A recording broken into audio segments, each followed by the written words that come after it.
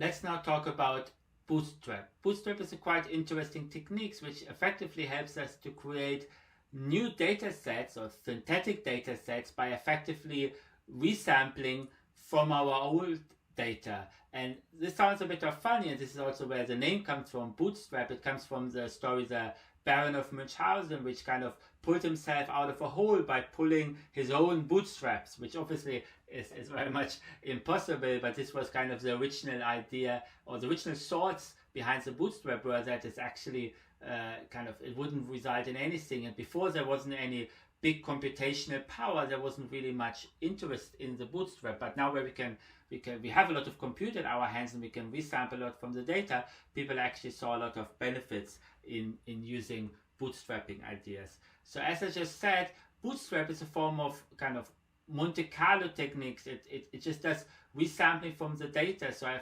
have some underlying data, and I'm basically saying this data comes from some distribution. I would like to observe new data from this distribution, but I can't really because I do not know the distribution. Don't have access to an unlimited amount of data, but I can just sample a bit from the data. I can just randomly draw some points from my old data, and I do this with replacement. So I pick a data point, put it back, now pick another data point at random, put it back, now take another data point at random. I will come up with a new data set, and this will be a new synthetic data set. And it will be different to the original one.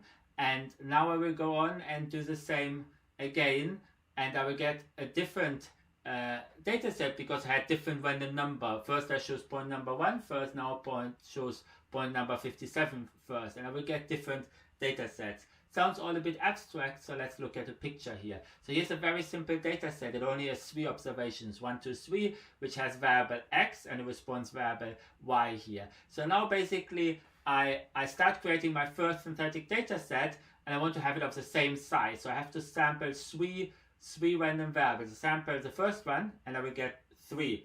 So we'll take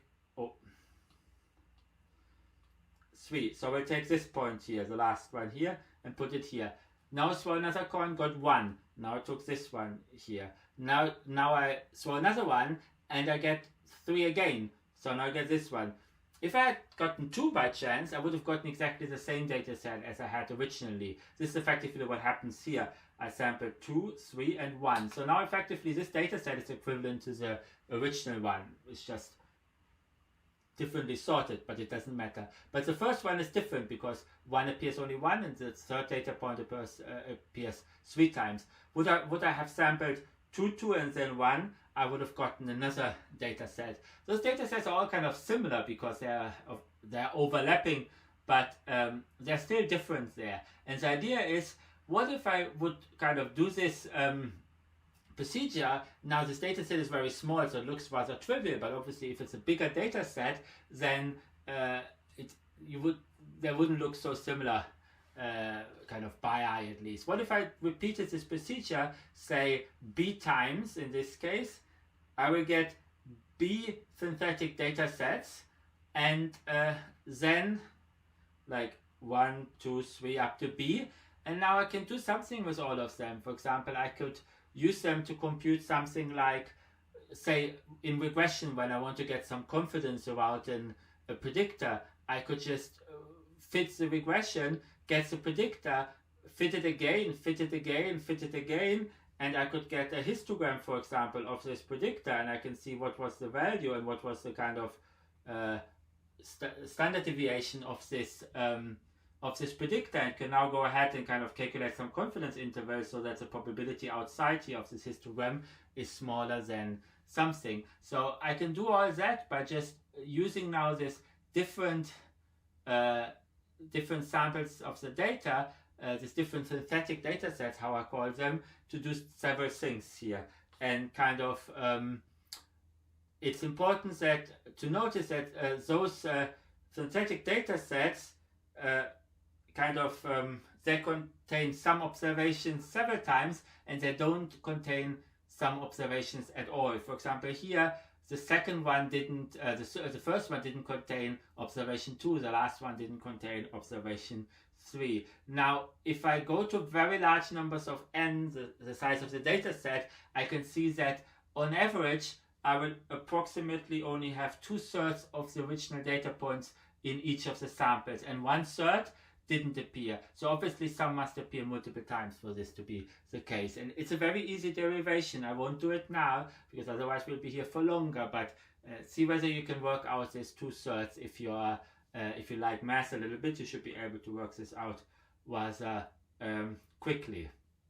Now, importantly, what I already said, I can now, for example, go ahead and kind of compute certain things several times on each of the Bootstrap and get, for example, confidence intervals. That can be very useful for certain things. For example, I talked about the regression.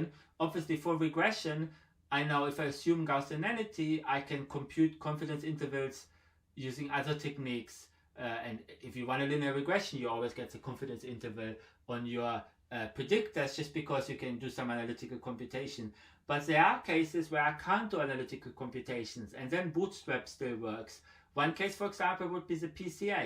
If I wanted a confidence interval on my first principal component, there's no analytical formula which does that for you. But if I would be able to bootstrap the data, I could bootstrap the data, one PCA, bootstrap the data, one PCA, and kind of look at all the different principal components, and I can get a confidence interval, say, on my first principal component. That's something I wouldn't be able to do otherwise if it would not be for Bootstrap.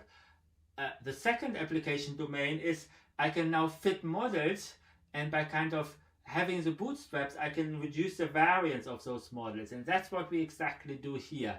Importantly, you already know, for example, from statistics that if I have independent observations, the more I have, the lower becomes the variance, basically.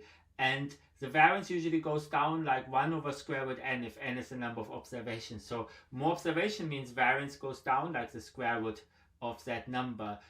So that same idea somehow applies here. The more bootstrap I do, the more I can bring the variance down. However, there is a limit to it because my bootstraps aren't independent. I mean, all this data set are somewhat similar, so I can't really bring down the variance further and further and further as I could do with independent observations. I had independent data sets, which means like I will get new data. Once I get an infinite amount of data, I could bring the variance down to 0. But here I'm not really getting an infinite amount of data. I'm just resampling, and I can bring the variance down, but only so much because those points aren't independent. I can look at the example how that works.